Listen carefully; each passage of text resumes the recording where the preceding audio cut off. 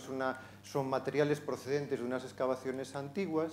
Lo que le da valor a esta necrópolis es la que se excavó recientemente, estos forman parte de los elementos de depósito funerario, y lo que le da valor a esta necrópolis, excavada ya hace unos cuantos años, es la que se encontró, se excavó hace unos 10 años en Mérida, una de las necrópolis extramuros de la ciudad, una de las necrópolis ya utilizada en época altoimperial, pero en sus fases finales, es decir, en el momento de comienzos del siglo V, en la fase final de esta necrópolis, en donde también había un área de una serie de edificios, se hallaron un conjunto de enterramientos, concretamente 11, que son los que están ahí marcados en la imagen, fechados por el contexto estratigráfico, por los materiales en la primera mitad del siglo V, que presentaban una serie de elementos de vestimenta y de depósitos funerarios, que también se pueden ver aquí en la exposición, y que son una novedad en la península ibérica, aunque nos recuerdan lo que hemos visto en Beiral, lo que conocemos en el caso de la necrópolis de Bella, en el Alentejo, observada en el Museo Arqueológico de Lisboa, o piezas como el broche de Bamorto, algunas piezas descontextualizadas, aunque nos recuerdan esos elementos, lo singular aquí es que se ha hallado en contexto estratigráfico y que los elementos que presenta esta necrópolis, alguno de ellos lo vamos a comentar en un momento, se corresponden, por una parte, con una tumba femenina. Esto es un elemento similar al de Beiral, no es un collar, como el de Beiral, es una diadema, igual que en este caso, y es una tumba de una niña muy pequeña. Lo de la izquierda, las placas que iban cosidas a la tela, al vestido, porque se pueden apreciar los agujeros que podrían indicarnos que irían cosidas, corresponden a la tumba de una mujer joven, y todos los otros elementos son tumbas infantiles. Un par de niños, la mayor parte niñas, y una mujer. Fíjense en los dos broches con forma de abeja o cigarra. Ninguno de estos elementos tenemos ningún paralelo en este momento en la península ibérica, para este momento cronológico. Y desde luego es un tipo de depósitos y de elementos de vestimenta que no son característicos del mundo romano. No los encontramos en el mundo romano, no es algo que conozcamos para el mundo galaico-romano o hispano-romano. Esta tumba se corresponde, yo creo que he metido la imagen, a ver, sí, es esta, la de la mujer, en donde pueden apreciar exactamente las placas que han visto, que estarían sobre la cabeza y también sobre la parte del pecho, con dos fíbulas, denominadas trilaminares. Bueno, es un tipo de fíbula también cuya cronología, por tipología, se fecha en ese momento, y con un depósito funerario, una jarrita y un vaso de vidrio que se ha caído en el proceso de evolución de la propia tumba, y que los excavadores, y aquí también verán en la exposición una reconstrucción diferente, pues recrean cómo se llevaría de esta forma esta mujer. La cronología de esta necrópolis, y ahora volveremos en un momentito, yo les dije que se fijaran en estos elementos. Pues estos elementos son los que encontramos en tumbas regias como la de Childerico, ni más ni menos, aunque en ese caso con Cloisonné, y en otras tumbas regias merovingias y de los alamanes, más ricas en el sentido de presentar unas decoraciones con granates, a diferencia de las de Mérida, que son solo de oro, pero este tipo de objetos los encontramos en tumbas regias. Y ahora aquí ya empieza la mente del historiador a trabajar, o sea que esto funciona así. Si estamos en la primera mitad del siglo V, y concretamente estos materiales incluso les puedo decir que se pueden fechar aproximadamente entre el 435 y el 450-55, en función de la tipología habitual en la que se fechan los materiales que aquí hay. Si sabemos que en ese momento Mérida era la capital del reino suevo, con Requila, desde donde salió su hijo Requiario para combatir con Teodorico II en Astorga, pensar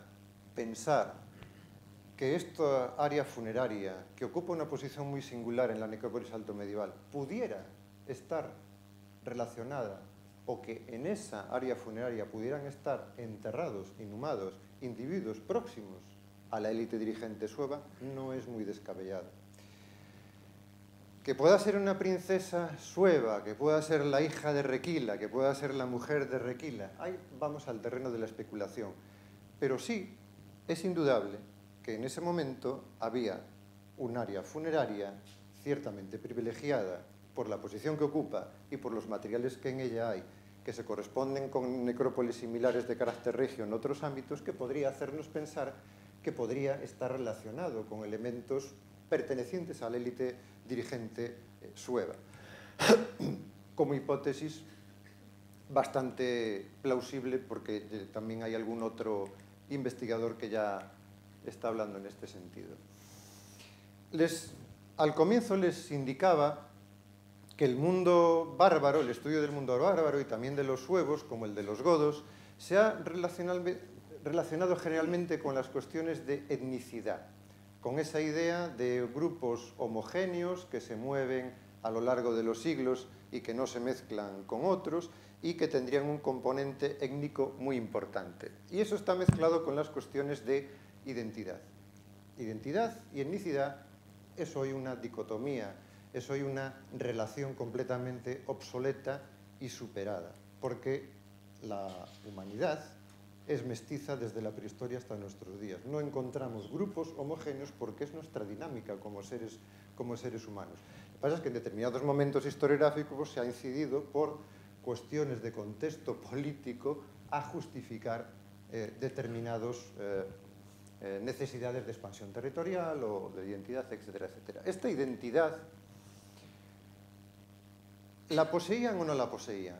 Yo hablaba antes de que es un discurso actual, que es nuestra preocupación, porque al fin y al cabo tampoco hay que olvidar que las preguntas que nosotros hacemos son las preguntas de los historiadores, de nuestra mente de hoy en día, con nuestros conceptos de hoy en día y con el contexto en el que vivimos, social, político, económico, mental, etc.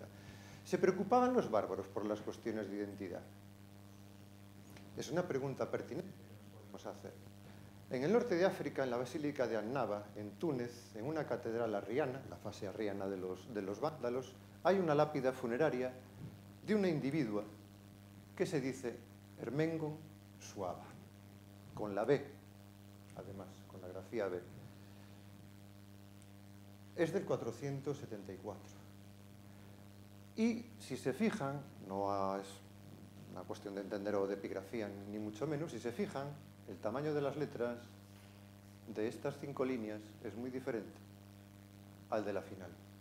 Aquí da la impresión de que alguien ha añadido, no es que lo diga yo, he estudiado de esta manera, coniuges Ingomaris. Sí, Ermengon Suaba, mujer de Ingomar. Una individua se está diciendo que es sueva, ella está destacando que es sueva, pero alguien ha añadido, sí, eres sueva, pero eres esposa de Ingomar. ¿Qué pasa aquí? Los vándalos pasaron al norte de África en el 429, cuando estaban asentados en el territorio entre el Cantábrico y el Miño, y los suevos ocupando la zona prácticamente entre el Miño y el Duero, su base político-territorial en torno a Braga. Lo que yo les explicaba de ese concepto de endogénesis, de que en los enfrentamientos la parte del grupo vencido se asimilaba al vencedor, sabemos por Idacio y por otras fuentes que hubo un enfrentamiento que llevó a que los vándalos se trasladaran al norte de África, y en esa batalla sabemos que por cómo funcionan este tipo de pueblos, una parte de la élite sueva pasó al norte de África con los vándalos. Esto es lo que los especialistas nos indican, y tiene cierto sentido en esta inscripción porque Ingomar está atestiguado por otras fuentes que es vándalo, tenemos alguna otra inscripción, y probablemente aquí lo que se ha querido destacar es que podría pertenecer a algún elemento de esta élite dirigente, pero que se habría casado con un vándalo. ¿Qué quiero decir yo con esto? ¿Y qué relación tiene con la Galequia? Pues eso de la derecha es la lauda funeraria de Ermengondis, en Pontevedra, 2 siglos después. No es muy frecuente utilizar el mismo nombre, puede suceder, pero es un nombre muy similar al de Ermengon, es muy similar al de Ermengon. Y en realidad, la cuestión de la identidad de estos individuos debemos de verla más como una mezcla de identidades que como una identidad única, que es lo que yo les quería comentar en este momento. Más que como una identidad vinculada a una etnia, más como una única identidad, muchas identidades, porque esta mujer que se dice sueva, si estaba casada con un vándalo, en cierta medida también adquiría esa identidad. Es decir, no hay una identidad única, porque al mismo tiempo de ser sueva y estar casada con un vándalo, está enterrada a la moda, a la forma romana, porque su lugar de enterramiento es una tumba con lajas, con tégulas a los lados y con depósitos funerarios totalmente de tipo romano y en una catedral arriana. Es decir, tenemos ya varias identidades mezcladas en la cabeza de esta individua si nos pudiéramos meter realmente en su cabeza. Y a pesar de ello, ella quiere destacar que es sueva. Y encontramos 2 siglos después esa lauda funeraria tomada en Pontevedra, conservada en el Museo de Pontevedra y que se puede ver aquí en la exposición, que vuelve a utilizar este nombre, no sabemos si es relacionado o no con ese linaje, con ese individuo, con esa familia a la que podría haber pertenecido. Pero estamos hablando, insisto, de identidades entrelazadas, mezcladas, no de identidades únicas. Eso lo vemos también con otros elementos, como por ejemplo, y sin entrar en demasiado detalle, con determinados materiales que tradicionalmente se han asociado a los godos. Las denominadas estas fíbulas trilamidares generalmente se han asociado a los godos, esta es de Castiltierra, que pueden ver arriba en la exposición también, y esta es de Villalazán, en Zamora. Es el mismo tipo de elemento, esto es en la Galequia, esto es en la Meseta. ¿Es un godo o no es un godo? ¿Es relevante que sea un godo o no es relevante que sea un godo? ¿O lo relevante es que tenemos un mismo tipo de vestimenta entre individuos de alto estatus social y económico allí donde estemos y donde nos situemos, desde el Póntico al norte de África? Lo mismo lo podemos observar con otros objetos, paso un poco rápido, el broche bamorto, la estela funeraria de Germane, que se ve aquí también en la exposición, es una estela tipo romano tradicional, no es ninguna novedad, o el collar de ámbar de Vigo, el peine de cacabelos en el Bierzo, el anillo de Romeu que está en el museo, pero sobre todo, y ahora recuerden la tumba de la niña de Gundelsheim, que llevaba un collar de ámbar con cuentas en forma de champiñón. Este tipo de cuentas tienen una cronología muy concreta, que se sitúa también a comienzos del siglo V, tránsito del siglo IV-V, pero más bien comienzos del siglo V. No hay otro igual en la península ibérica. Y la pregunta, este collar se encontró en una tumba, en una necrópolis en Vigo, en la ciudad de Vigo, una necrópolis tardorromana. Ahora la pregunta es, ¿era una sueva o no era una sueva? Y mi pregunta es, ¿y tiene sentido que sea una sueva o no? Puede ser una galaico-romana, estamos en Vigo, sabemos, además por las últimas excavaciones y la exposición recientemente realizada, la importante actividad comercial y la cantidad de productos que allí llegaba. Puede ser una galaico-romana que comprara el collar, o podía ser una sueva, o dentro del grupo de los suevos, que lo trajo con ella. Puede ver, en todo caso, viene de fuera. Lo haya comprado alguien o lo haya traído esa persona consigo. Identidades entrelazadas. Las permanencias. Esos son elementos que podemos relacionar con la llegada de poblaciones foráneas que conocemos genéricamente con ese término de suevos y en el contexto y en el marco del reino suevo. Las permanencias es lo característico de la Galequia tardoantigua. La Galequia de los siglos V y VI se caracteriza por mantener prácticamente las mismas estructuras de poblamiento que conocíamos con anterioridad. Sí, con ciertas transformaciones sobre las que no nos vamos a detener. La red viaria prácticamente se mantiene, no es la larga, sino la red viaria principal romana prácticamente se mantiene durante época tardoantigua, incluso a nivel de poblamiento, tanto la red de poblamiento como los patrones de asentamiento básicos, los lugares de habitación se mantienen. Conocemos el castro de Viladonga, muy conocido en la historiografía, el castro de Montemociño, que también lo habíamos visto anteriormente, el de San Cibrán de Laz, que se está además ahora en las excavaciones recientes, está evidenciando una ocupación precisamente en el siglo V y VI en el castro. Idacio lo menciona como el municipium laias, no el castro, sino bueno, la zona. O en la Lanzada, ¿no?, donde es una de las también excavaciones emblemáticas de la arqueología gallega y de la arqueología de este periodo en donde se continúan realizando excavaciones con datos interesantísimos tanto en la continuidad y en el área funeraria, objeto además de un estudio paleoantropológico muy interesante por parte de Olaya López Costas, excavado en su momento por Fariña, etcétera. O lo mismo en el caso de las que conocemos como aglomeraciones secundarias, es el ejemplo de Oporto, donde se fue a refugiar Requiario. Sabemos por las fuentes que Oporto es el castrum novum, el castro nuevo enfrente de Vilanova de Adagaia, el castrum anticum, que está ligado a esa ocupación en época sueva de la parte alta de la ciudad en torno a la Sé, en torno a la Catedral de Oporto, que es el primer recinto que ven ahí, señalado en torno a ese edificio, y en la Casa do Infante es en donde se encontraron, a ver si lo puedo señalar, bueno, es en donde se encontraron las silicuas de plata. En la Casa do Infante, en las excavaciones que son visitables, que se pueden visitar, se hallaron las 2 silicuas de plata de Requiario. Oporto es un lugar donde entraban también mercancías, pues como es el caso que comentaba antes de Vigo, es un lugar en donde a través del Duero, que es navegable, pero incluso hasta la actualidad, el vino de Oporto viene de Vilarreal, pero sale desde Oporto, por lo tanto se mantiene también. O algo que, bueno, a mí como siempre he tenido un cierto cariño por este lugar, porque era de estos lugares mencionados por Ptolomeo, como se mencionaba un Tongóbriga que no estaba localizado, y se localizó hace ya unos cuantos años un ara dedicado al Geniu Tongobricensis, que identificaba este lugar con la Tongóbriga que se había perdido y había desaparecido con las invasiones de francos, galienos. Bueno, en Tongóbriga hay el foro más grande de la península ibérica, en dimensiones, en un área de montaña muy próxima a la Serra do Marao, aunque próxima al Duero. Está en Freixo Marco de Canaveses, casi en la desembocadura del Támega con el Duero. ¿Qué pinta un foro de esas dimensiones en este lugar, teniendo otros enclaves de cierta relevancia no muy lejos? Seguramente, y como ya se ha dicho, no es algo que diga yo, es un punto de encuentro para habitantes de castros y de asentamientos del entorno, como un lugar de reunión.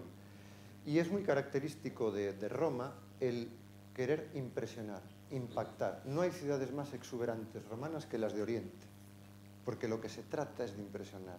E incluso las ciudades y los elementos romanos en la frontera renano-danubiana tienen también cierta exuberancia, porque se trata de demostrar el poder de Roma. Somos Roma. Somos Roma. En Tongóbriga no solo la traigo a colación del foro y de haber sido localizado en un enclave tradicionalmente considerado desaparecido, sino que en la aldea actual de Freixo, que se desarrolla sobre parte del asentamiento, en la iglesia parroquial se hicieron unas excavaciones y se halló un edificio de los siglos V y VI que además presenta una serie de mosaicos de una influencia norteafricana muy fuerte, ciertamente similares a algunos otros que conocíamos ya para la zona del Duero.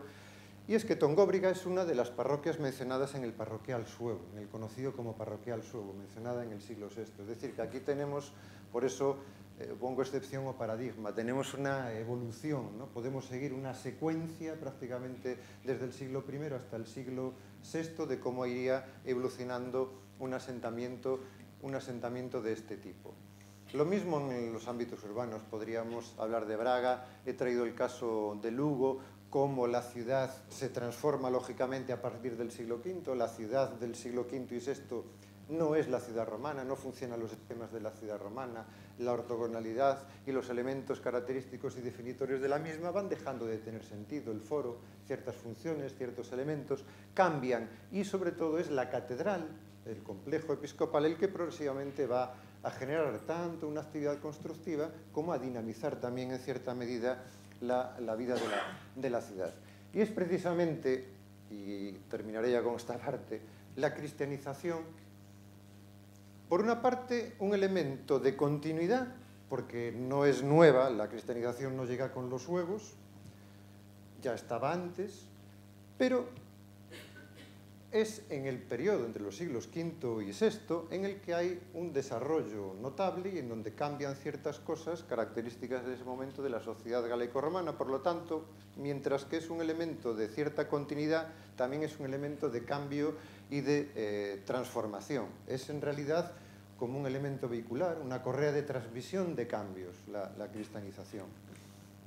Y elementos que la definen y que la caracterizan en ese tránsito inicial entre el cuarto y el quinto es, por una parte, esa siempre pervivencia del paganismo. La mayor parte de los concilios, sobre todo los dos primeros concilios, no el tercero de Braga, que ya es en la segunda mitad del séptimo, pero los dos primeros concilios de Braga siempre están hablando del paganismo, de la Galaequia y, sobre todo, de la alargada sombra del priscilianismo. Es decir, cualquier nombramiento episcopal en Galicia era sospechosamente priscilianista. Saben que también algún autor, no solo novelista como Sánchez Dragó, sino el propio Claudio Sánchez Albornoz, sitúa a Prisciliano como enterrado en la Catedral de Santiago.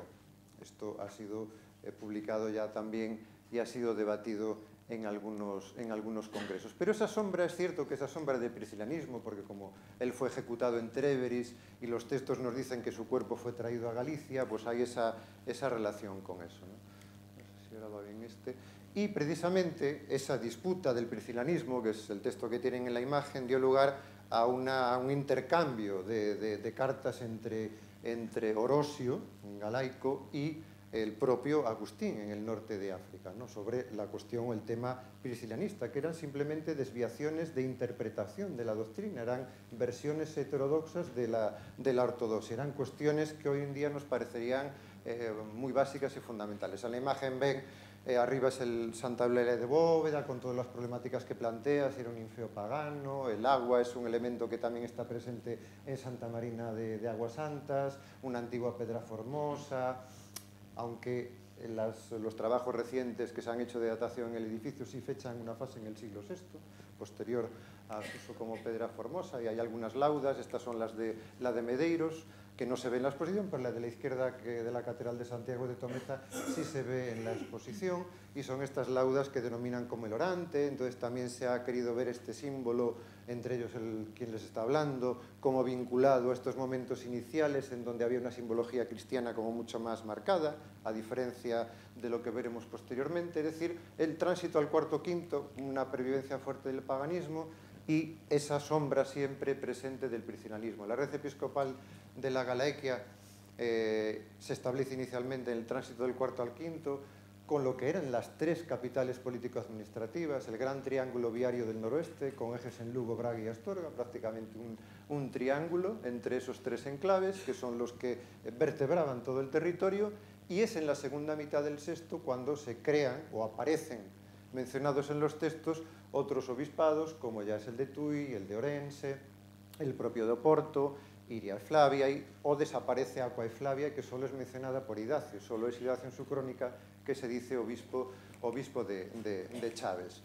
De la misma forma, la dispersión o los elementos que podemos vincular a edificios o objetos o elementos decorativos de edificios de culto cristiano para ese momento, también curiosamente, y por eso la cartografía es interesante, marcan, como no podía ser de otro modo, que están siempre en torno a las sedes episcopales. Las concentraciones o el mayor número de evidencias de edificios para ese momento están evidentemente en torno a Braga, también en torno a Orense y en torno a Lugo, aunque luego, lógicamente, hay otros elementos en otras áreas.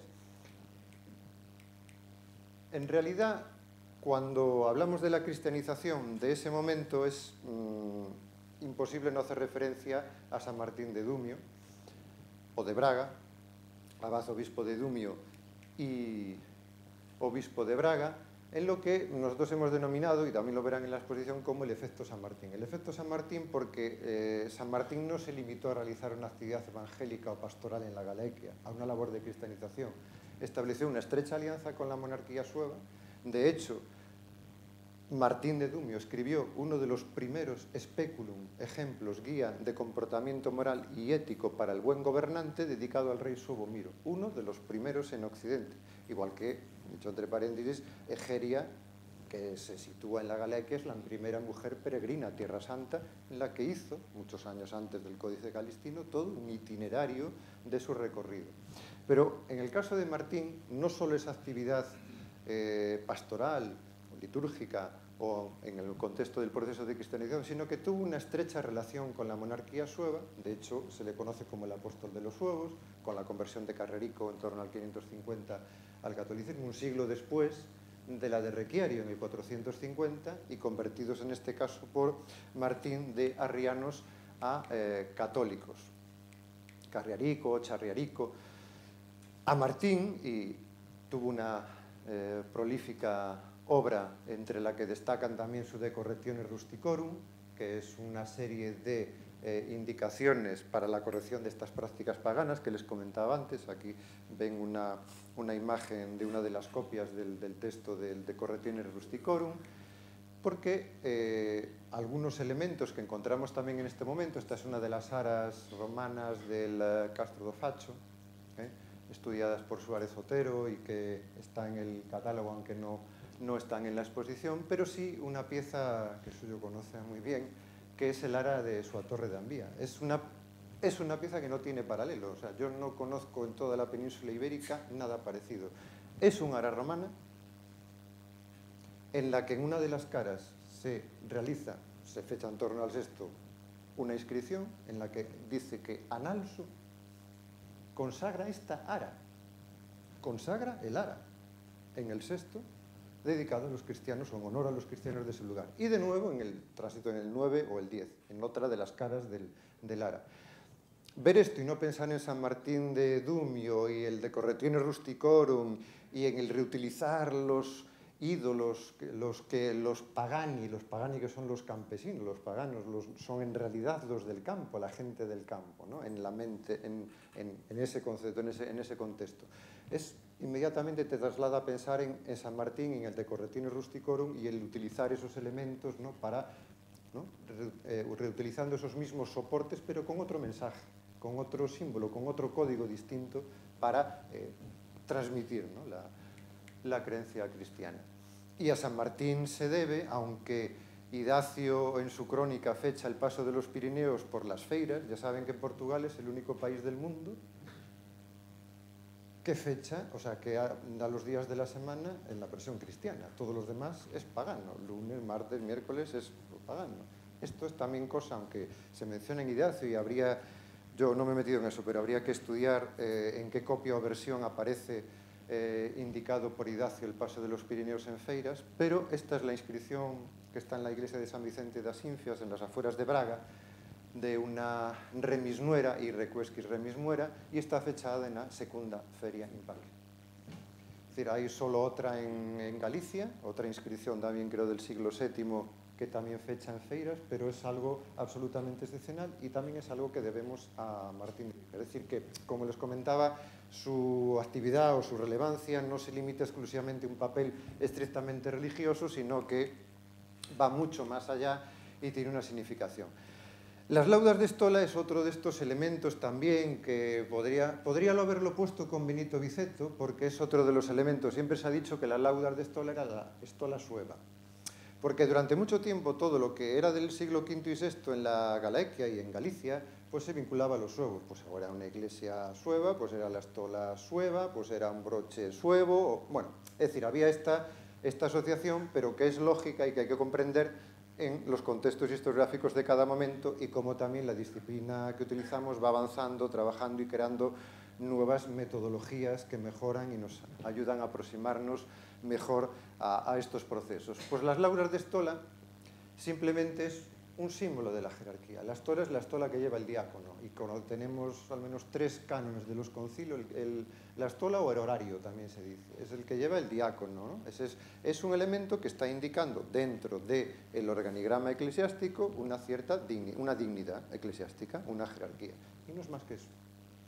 ¿Qué es de época sueva? Sí, las hay de época sueva y las hay de época alto medieval también, pero no representa más que eso, y su dispersión geográfica son los puntos en amarillo, evidencia con total claridad que están en relación a las sedes episcopales y que están marcando también esa vertebración del territorio, están en torno, ya la están en torno a Iria. A ver si lo pongo bien.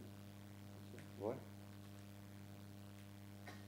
Sí, bueno. Se ven en torno a la sede de Iria, a la de Orense y a Braga. Es decir, y de nuevo también, insisto, y lo veíamos cuando los tesorillos, ocultaciones monetarias, la importancia de la vía perloca marítima a la hora de hablar del territorio de la Galia, que por lo tanto el Estola es un símbolo que marca esa jerarquía. Y otro de los elementos que también se vincula a San Martín de Dumio o de Braga es el conocido como parroquial suevo. Y de nuevo, si se fijan, en toda el área costera, que vuelve a ser esa área de la vía perloca marítima, donde se encuentran los tesorillos, donde hay una cierta concentración también de estas laudas de Estola, es la zona en donde encontramos, el parroquial suevo es un texto de la segunda mitad del siglo VI, fechado entre el 580-85, aunque hay algún debate, que en realidad es una fotografía del poblamiento de la Galaequia, de ese territorio, en la segunda mitad del siglo VI. ¿Por qué es una fotografía del poblamiento? Porque nos está dando, aunque está hablando de parroquias o de lo que se conocen como parroquias, nos está dando lugares relevantes desde el punto de vista de la evolución del poblamiento. Nos está dando lugares relevantes, o sea, lugares, núcleos importantes en la red de poblamiento. Y establece una diferenciación entre la parte interior y la costera, mientras que la costera, como se puede apreciar solo simplemente en la dispersión, en la imagen, se aprecia una densidad mucho mayor que en la interior. En la interior y al norte se habla de territorios. Cuando habla de parroquias son circunscripciones territoriales que se corresponden con algunas que conocíamos para época romana y sobre todo prerromana. En la costa se habla, sobre todo, estoy generalizando, de iglesias, de lugares con una iglesia, como por ejemplo Tongolria, que veíamos anteriormente, sería una de estas circunscripciones de estas iglesias. Y se ve por lo tanto esa diferencia, y es más, muchos de estos lugares que aquí aparecen en el parroquial suevo, que es un documento que no tiene paralelo en todo el occidente. O sea, fíjense las excepcionalidades de el reino suevo tan desconocido. Es el primer reino que se crea, el primer monarca que pone su nombre en una moneda, el primer monarca que se convierte al catolicismo. No solo pone una moneda, pone lugar de acuñación. El parroquial suevo es el texto, es un texto único en todo el occidente, porque es un censual, es una lista de parroquias. El siguiente más antiguo lo encontramos en Braga, es el del obispo don Pedro en el siglo XI. Y para el territorio de la diócesis de Braga menciona 574 parroquias para el siglo XI. Para el siglo XI. Los objetos de la liturgia, que es también uno de los apartados que pueden ver en la exposición, son simplemente también un elemento que podemos relacionar con ese establecimiento más sistemático de una jerarquía en la segunda mitad del siglo VI, y es uno de los elementos que debemos a la actividad de San Martín de Dumio, es esa jerarquía, es el peso de la jerarquía, es una implantación de una jerarquía más fuerte, porque también estaba siempre esa sombra de sospecha del priscilanismo, de nombramientos de obispos poco ortodoxos. Entonces lo tenemos que conectar también, y tenemos ciertos elementos, esa es la mesa de altar de Casarrera en Sigma, o el vaso litúrgico de Bobadela, el sello probablemente para acuñar hostias para la comunión del Museo de Conímbriga en la ciudad de Conímbriga, o la batina litúrgica de Sarria, como la cruz con ástil también de Moraime, las cruces de Villafáfila en Zamora. Esta que ha aparecido recientemente y se vio en la exposición de Emporium, de la maravillosa exposición Emporium en Vigo, un brazo de cruz hallado en las excavaciones de Oareal, que es muy similar a las que conocemos de Guarrazar, las típicas, ¿no?, que se vinculan con Logodo, pero son objetos vinculados a la liturgia, o el mango también de patena de Montamarta del Museo de Zamora, que nos están marcando, o la lámpara con crismón, aunque descontextualizada, que está en el Museo Diocesano de Lugo. Elementos que nos están marcando estos objetos, ese peso, ¿no?, de la jerarquía, o vinculadas a ese establecimiento más sistemático de la jerarquía en ese momento.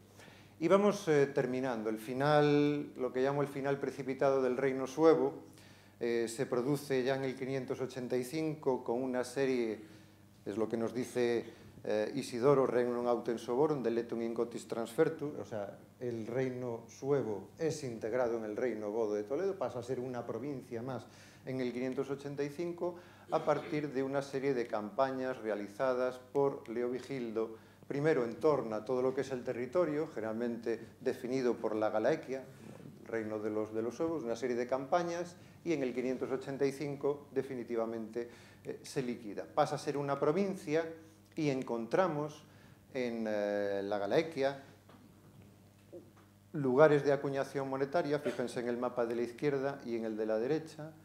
La Galaequia es el lugar con mayor número de lugares de acuñación monetaria, mayor número de cecas, lugares donde se acuña moneda, la mayor concentración en toda la península. Son cecas ya, más bien, aunque algunas de final del VI, prácticamente del siglo VII. Pero es el lugar donde hay la mayor concentración de este tipo de cecas. Curioso es porque es también la zona donde hay estas cecas. Muchas de estas cecas coinciden con lugares mencionados en el parroquial suevo.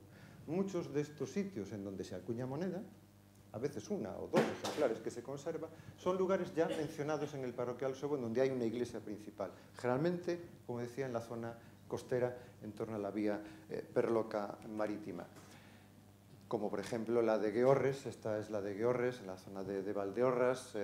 Queríamos haber traído para la exposición la de Auria, pero está en una colección particular y fue imposible traerla. Pero hay muchas de ellas en colecciones particulares. Y se acaba el tiempo de los suevos. El tiempo de los suevos se termina. Es un periodo muy desconocido y, sin querer enrollarme más, de todo el rollo que les he soltado, del enorme rollo que les he soltado, si a lo mejor les ha quedado un poco más claro lo que es el reino suevo, me daría por satisfecho. Pero sobre todo, yo creo que el mensaje que tiene que transmitir hoy en día cualquier historiador, y no solo los historiadores, es que la historia sirve para comprender el presente, aprendiendo de los errores del pasado y, en la medida de lo posible, mejorarlo. El pasado nunca justifica el presente. Nunca justifica el presente. Algún autor ha dicho que los hechos se repiten en la historia a través de sus anacronismos, y esto está pasando. Tenemos que aprender las lecciones de la historia. Galicia, el río Suevo, prácticamente durante 174 años se delimitó en un territorio entre el Cantábrico y el Duero. Portugal tiene las fronteras más antiguas de Europa. Es el país que tiene las fronteras más antiguas de Europa. Saquen ustedes sus propias conclusiones. El historiador debe de servir para simplemente mostrar, enseñar y aprendamos del pasado. La identidad de un pueblo es una identidad como pueblo, pero es una identidad que es entrelazada y que va a lo largo de la historia. Es una identidad de siglos y de siglos. Si los romanos hubieran excluido a los bárbaros, su imperio se habría caído como un castillo de naipes. El acierto de Roma fue integrar. La exclusión es muy mala consejera. Muchas gracias.